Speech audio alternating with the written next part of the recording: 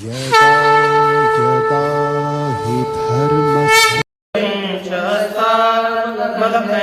शिष्यं तं त्रोटकं वार्तिकारविज्ञं तस्माद्गुरुं सन्ततमानतोऽस्मि श्रुते स्मृते पुराणानामालयं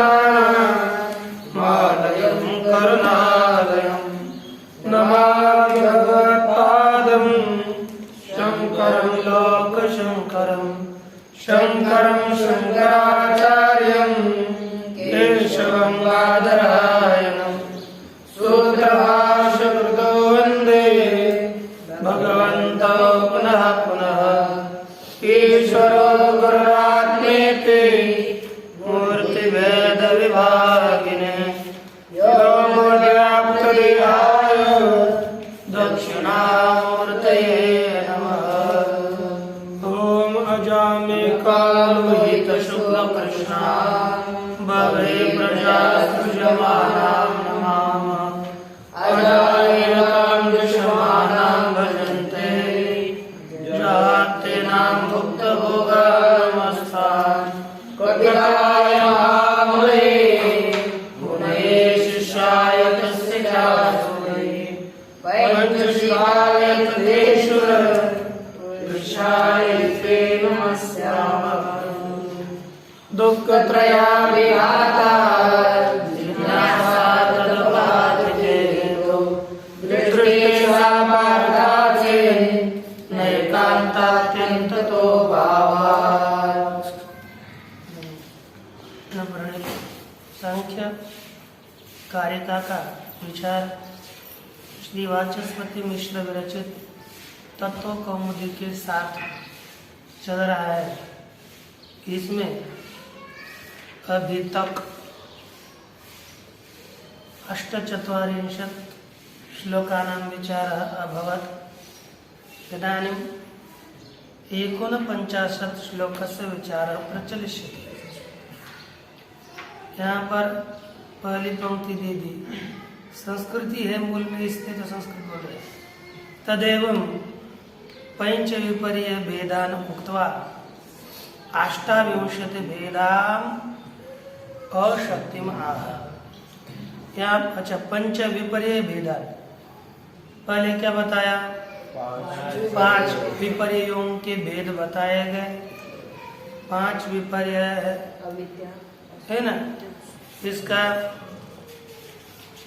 जैसे कौन है? मोह, महामोह, तामिश्र और अंधतामिश्र। इस तरह 5 विपर्यों के भेद बताए गए।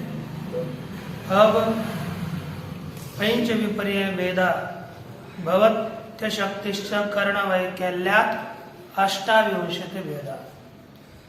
यह अशक्ति 28 भेद की है। उन्हीं 28 भेदों को इस प्रस्तुत श्लोक में ग्रंथकार बताते हैं। एकादशेन्द्रियवधास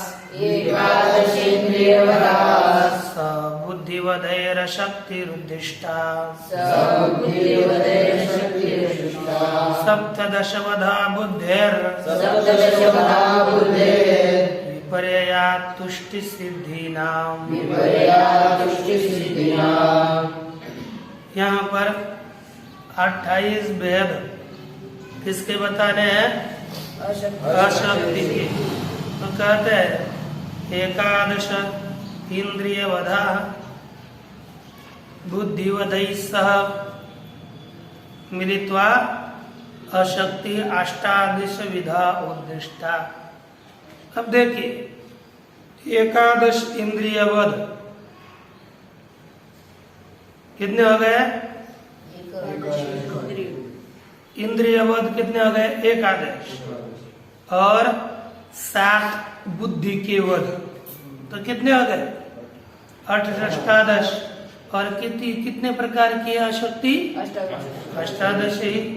तो एकादश इंद्रियों के वधों के सहित 3 बुद्धि के वधों से मिलकर क्या हो गया? अष्टादश विधा शक्ति उद्दिष्टा। अशक्ति अच्छा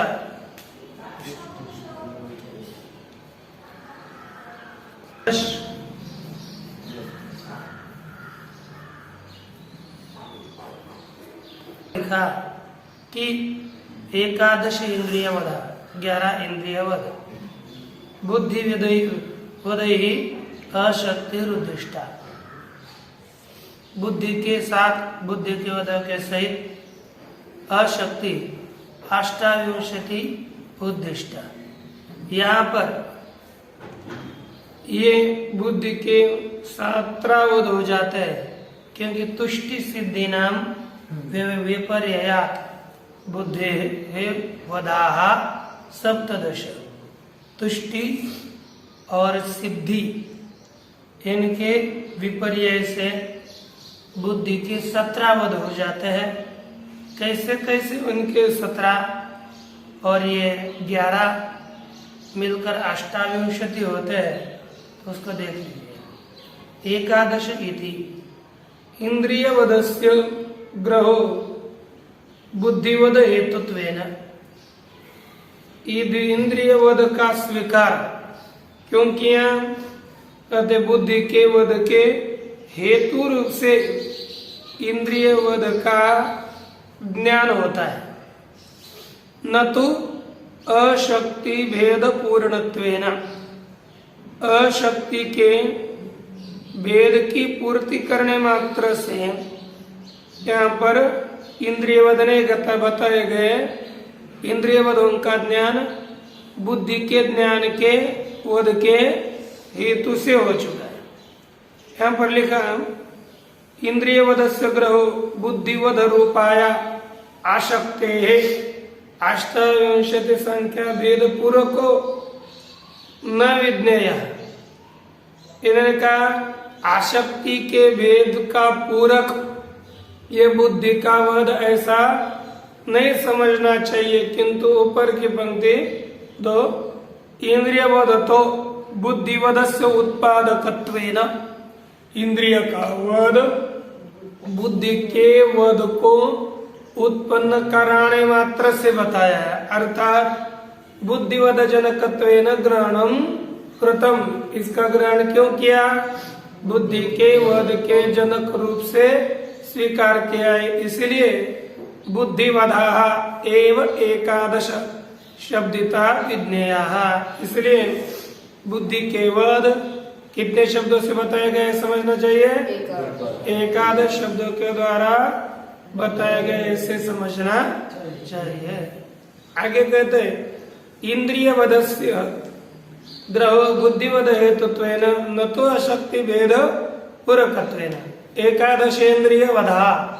अब देखो 11 इंद्रिय के वध क्या है? बाधिर्यम कुष्ठितान्धत्वम जड़ता जिघ्रता तथा मूकता कौण्य पंगुत्वेन क्लव्योदावर्त मंदता। ये कहते 11 इंद्रियों के बताए गए।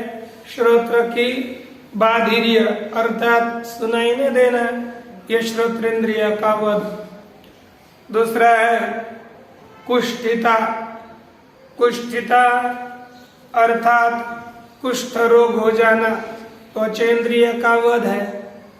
तो जड़ता अंधत्व ये नेत्रेंद्रिय का वध है।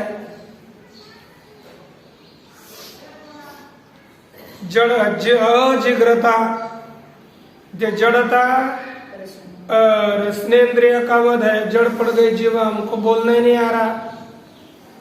अजिघ्रता ये नाक का वध है, किसी को तो गंध ही नहीं आती, कितने भी कैसे भी चले जाए, एकदम खराब मार्ग से भी चले तो कुछ भी नहीं लगता उसका। ये घ्राणेन्द्रिय का वध। मुखता ये वागेंद्रिय का वध। कौण्य कौण्य अर्थात क्रिया शक्ति का रहना। कुणी ये हस्तेंद्रिय का, हस्त के शक्ति का भाव, ये समझ लो कौण्य ये हस्तेंद्रिय का वध है। पंगुत्व ये पादेंद्रिय का वध है। क्लैव्य क्लैव्य अर्थात क्लैब्य नपुंसकत्व, ये क्लैब्य उदावर्त। अच्छा, क्लैब्य ये नपुंसकता, ये जननेन्द्रिय का रक्त शक्ति का अभाव है, जननेन्द्रिय का वध है। उदावर्त अर्थात ये जो बाहर शौच न होना, बंद पड़ना, ये किस शक्ति का अभाव है? वायु शक्ति का अभाव है। और मंदता, मन का काम न करना, ये मन के शक्ति का अवय 11 इंद्रियों के वध हो गए। यथा संख्यम श्रोत्रादीनाम इंद्रियाणाम वदाः ज्ञेया, क्रम से एतावदेव तु तदेतु का बुद्धि शक्ति स्वव्यापारे भवति। एतावती एव, एतावती अर्थात 11 संख्या का ही, तद हेतु का अर्थात 11 इंद्रिय हेतु का बुद्धि होती है, अर्थात 11 इंद्रियों के द्वारा 11 ज्ञान होते हैं। एक तद हेतु के ही बुद्धि हुआ करती है। तद हेतु का बुद्धि अशक्ति स्व व्यापारे भवती, वह बुद्धि अपने व्यापार में असमर्थ होती है। तथा च एकादश हेतुकत्वात् एकादशदा बुद्धे अशक्ति रुच्यते। अब 11 इंद्रियों के हेतुक है ना, 11 इंद्रियों के वध के कारण 11 बुद्धि की वृत्तियां नहीं होती। यही 11 इंद्रिय वध हेतु का 11दा बुद्धि की अशक्ति बताई। हेतु हेतु मतो अभेद विवक्षया च सामानाधिकरण्यम। हेतु और हेतु मत, कार्य और कारण, इनकी विवक्षा से क्या हो गया? सामानाधिकरण्य समझना चाहिए। हेतु और हेतुमान को एक मान करके यहाँ पर अभेद विवक्षा से ये इंद्रियों के वध को ही बुद्धि शक्ति के, बुद्धि की अशक्ति बताई। बुद्धि की अशक्ति ये कार्य है, हेतुमत है, और इंद्रियों का वध कारण है। इंद्रियों का वध हेतु और बुद्धि की अशक्ति कार्य है। लेकिन यहाँ पर बुद्धि के अशक्ति को भी 11 इंद्रिय वध के द्वारा ही बताया, क्योंकि कार्य कारण का अभेद समझ करके। तदेवं इंद्रिय वध द्वारेण बुद्धे अशक्ति मुक्त्वा स्वरूपतो अशक्ति रहा।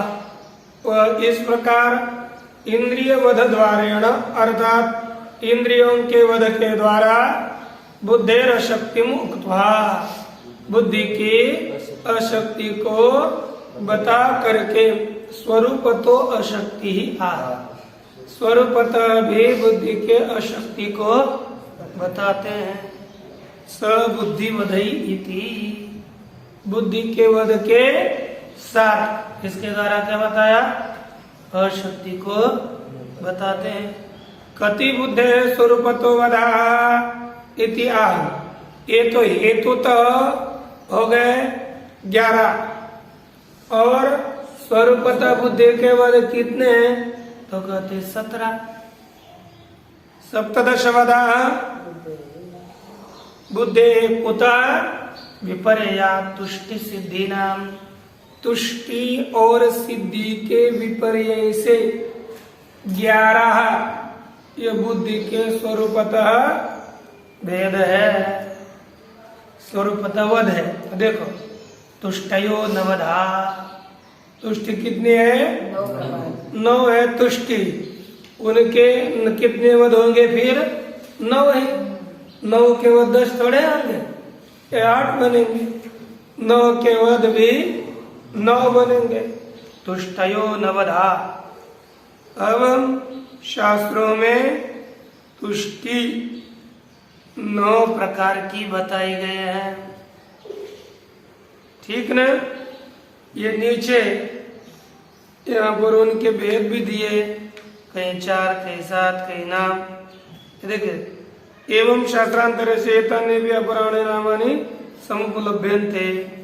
यदि असुवर्णा अनिला अमुनज्ञा अदृष्टि अपरा सुपरा असुनेत्रा वसुनाड़िका अनुत्तंबिका, ये नीचे बताए गए। तो देखिए पंच कितने तुष्टियां हैं? पंच। उनके विपरीत कितने बन जाएंगे? पंच 9 तुष्टियां हैं। उनके अभाव में कितने होंगे? उनके विपरीत भी होंगे 9। अच्छा उसको देख लेते हैं।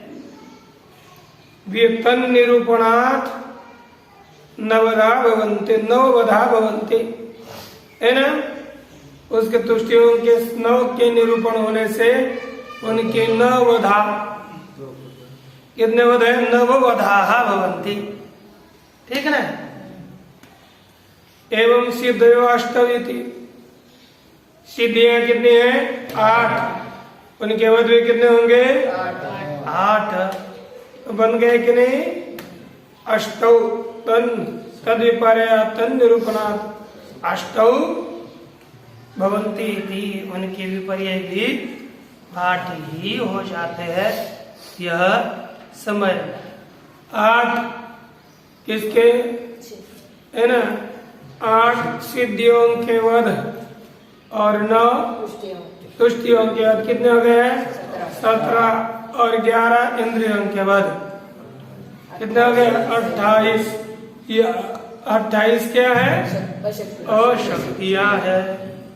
तुष्टिर्नवधा इति उत्तम ताहा परिगणयति। अभी बताया तुष्टि कितने प्रकार के हैं? 9 प्रकार के।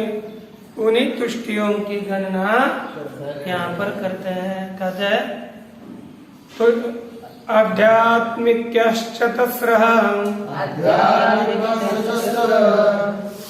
प्रकृत्युपादान काल भाग्या प्रकृत्युपादान काल भाग्याख्याः बाह्या विश्वोपरमात् पंचनवतुष्टयोभिमताः।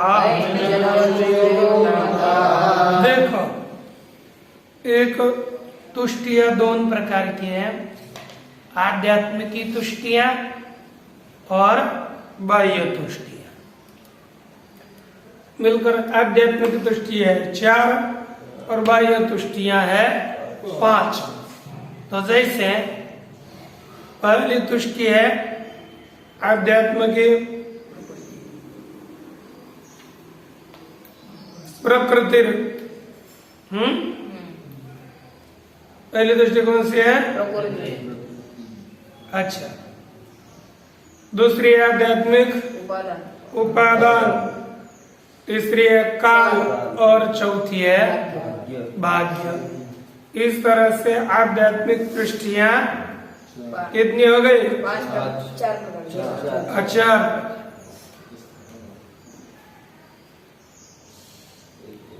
अब यहाँ पर शब्दजन्य तुष्टि 5 बाह्य, शब्द, स्पर्श, रूप, रस और गंध, इनसे आने वाली तुष्टियां, पंचेंद्रियों से होने वाली तुष्टियां 5 और ये बाह्य हो गई और आध्यात्मिक हो गई 4। तो मिलकर कितने हो गए? 9 तुष्टियां हुई कि नहीं? बराबर की रहे सब? बराबर नहीं ना? कितने तुष्टियां हो गई? पहले 4 कौन सी? फिर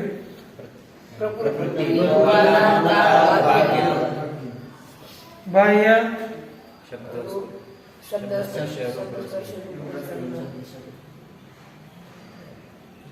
उसमें तुष्टि, ये कितने हो गए?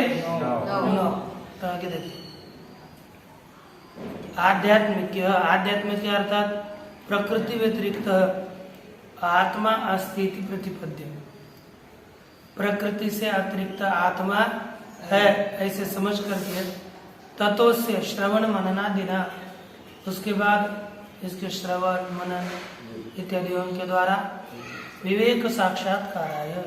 इसलिए विवेक साक्षात्कार के लिए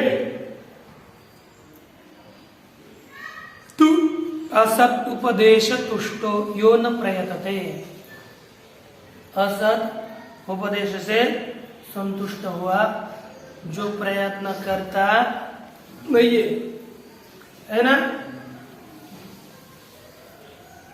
असत से उपदेश से क्या होता है, आनंदित हो जाता है ना, और संतुष्ट हो जाता है थोड़े उपदेश, अयोग्य उपदेश है ना। संतुष्ट होकर जो आदमी प्रयत्न नहीं करता, किसके लिए, विवेक साक्षात्कार के लिए, श्रवण मनन के द्वारा प्रयास नहीं करता, तस्य आध्यात्मिक तुष्टयो भवन्ति, उसके आध्यात्मिक 4 तुष्टियां होती है। प्रकृति व्यतिरिक्तम आत्मानम अधिकृत्य, प्रकृति से अतिरिक्त आत्मा का आश्रय करके, जिस कारण से ये तुष्टियां होती है ना। यस्मात् तुष्टयो तस्मात् आध्यात्मिक, इसलिए उन तुष्टियों को क्या कहते हैं, आध्यात्मिकी तुष्टियां कहा जाता है। हाँ ये है ना, हाँ ध्यान में है ना। किनको आध्यात्मिक तुष्टियां कहता है, प्रकृति से अतिरिक्त आत्मा का आश्रय करके जो तुष्टियां होती है ना, ठीक है ना। हाँ हाँ नहीं, इत्यादि ना, आदि ना लेना ना, ऐसे थोड़ा है, सब शब्द देने से ऐसा कोई बात नहीं ना। श्रवण मनन आदि ना, हाँ ले लो, निधिध्यासन ले लो, तो तुम बता रहे शोधन ले लो, कौन रोकने वाला है, शोधना तो करना ही पड़ेगा ना। यदि आदि नहीं होगा तो आपकी व्याधि लग सकती है हमारे पीछे, लेकिन यहाँ पर आदि है, कभी आदि कोई नहीं लगेगी। आगे कास्ता इत्यता, ये तुष्टियां कौन सी है, कहते प्रकृति, उपादान, काल और भाग्य नामक ये तुष्टियां हैं। प्रकृति आदि राख्या यासाम तथोक्ता, प्रकृति, उपादान, काल और भाग्य, यही नाम जिनका है वह तुष्टियां है प्रकृति आदि नामक। तत्र प्रकृत्याख्या तुष्टिर्यथा, प्रकृत्याख्या तुष्टि कौन सी है, तो कहते हैं कस्यचित उपदेशे विवेक साक्षात्कारो ही प्रकृत परिणाम भेदश्च तंच प्रकृतिरेव करोति। कहा कि कस्यचित उपदेशे, किसी का उपदेश होने पर विवेक साक्षात्कारो ही, क्या देखा गया है, विवेक साक्षात्कार देखा, प्रकृति परिणाम और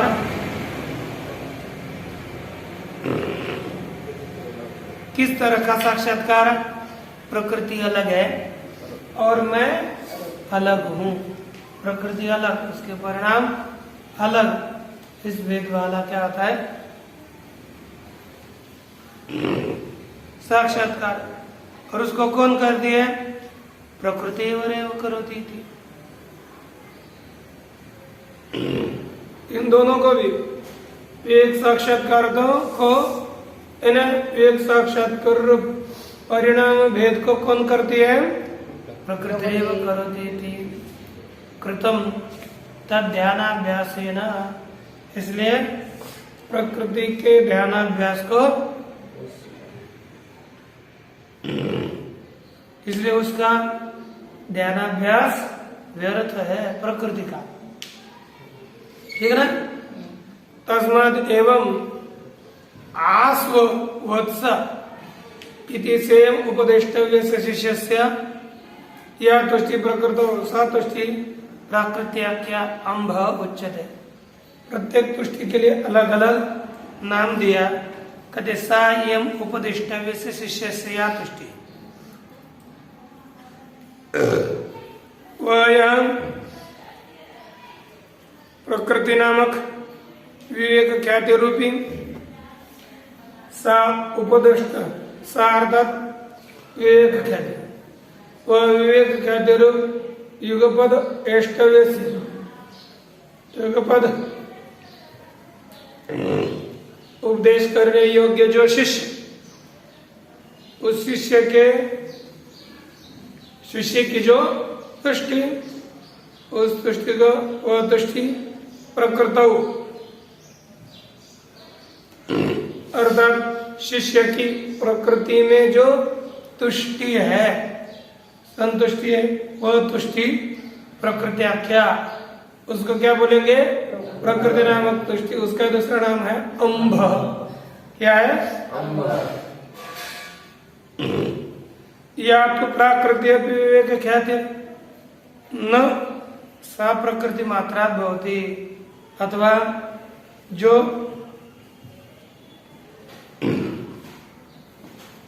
प्राकृति अपि विवेक ख्याति, प्रकृति अर्थात प्रकृति जन्य ऐसी जो विवेक ख्याति है, न सा प्रकृति मात्रा भवति, वह एक केवल प्रकृति के द्वारा ही विवेक ख्याति नहीं होती।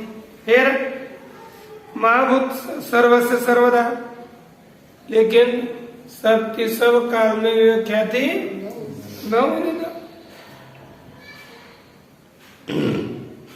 तन्मात्र से सर्वान प्रति अविशेषा, प्रकृति प्रकृति मात्र तो सबके प्रति समान ही है, इसलिए केवल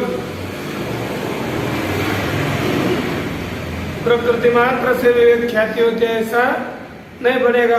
प्रकृति तो सबके साथ समान ही है ना।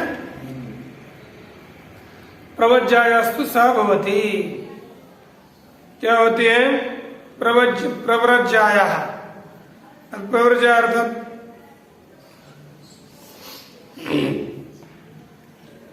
संन्यास धर्म वाले पुरुष को ही चतुर्थाश्रमी को ही वह विवेक ख्याति हो जाती है, अन्य आश्रम को नहीं करते।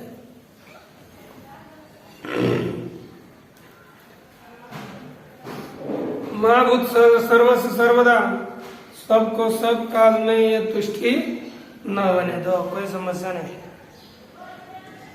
तन्मात्र से सर तस्मात् प्रव्रज्याम उपादिता, इसलिए प्रव्रज्या का उपादन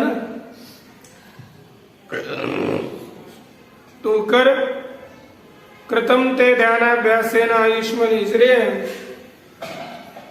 तेरा जो ध्यानाभ्यास है ये आयुष्मान, तेरा ध्यानाभ्यास व्यर्थ है। ठीक है ना? पहले संन्यास ग्रहण करो, हीर निर्यासन करो, मानसिक तो लो, नहीं शारीरिक बाह्य होता, लेकिन मानसिक होना चाहिए। द्वितीय उपदेश या तुष्टि सोपानाख्या शल्यम उच्चते, ऐसा उपदेश होने पर जो तुष्टि है, सोपादानाख्या, उपादान नामक जो तुष्टि है, उसी का दूसरा नाम है सलीलम।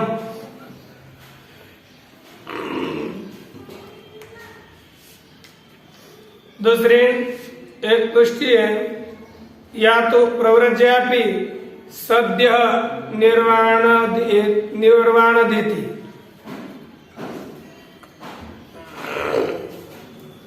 निर्वाणदा, लेकिन जो प्रव्रज्या है ना वह भी सद्य न निर्वाणदा, वह साक्षात मोक्ष को न देती।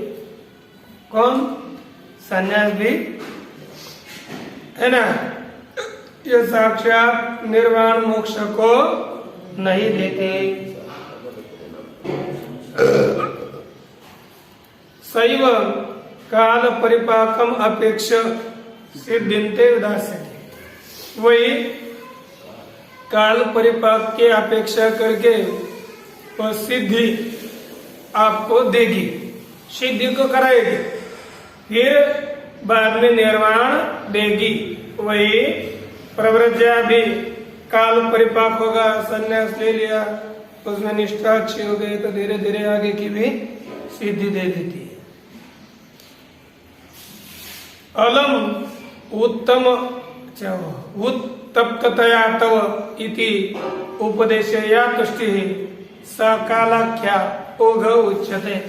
कहते अलम उत्तप्ततया अतिशय तप्त होना, बस इस तरह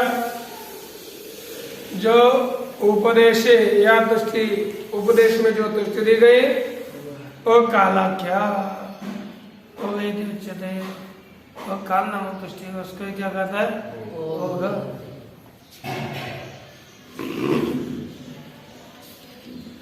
या तो प्रकृतिर न कालान नापि उपादानात विवेक ख्याति। लेकिन जो प्रकृति की न काल से न उपादान से विवेक ख्याति है, पृथक्करण नहीं अपितु भाग्यादेव, लेकिन क्या होता है? कुछ भाग्य से चलता है ना? अतएव मदालसा अपत्यानि अतिबालानि मातुरुपदेशाद् एव विवेक ख्यातिम मंति मुक्तानि बहु। इसलिए मदालसा के जो बेटे हैं वो अपत्य अतिबालानि क्या है? उनके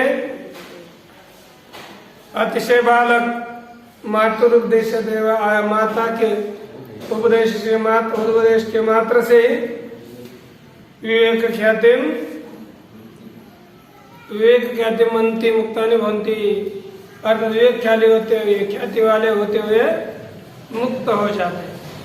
तस्मात् भाग्यमेव हेतुर न अन्यत् इति उपदेशे या तुष्टि सा भाग्याख्या वृष्टि उच्यते। ऐसा उपदेश होने पर जो तुष्टि है, भाग्याख्या तुष्टि, उसी को क्या कहा जाता है? वृष्टि। उसका नाम क्या हो गया? वृष्टि। इस तरह से 5 तुष्टियों का निरूपण किया। आगे का विषय है थोड़े ओम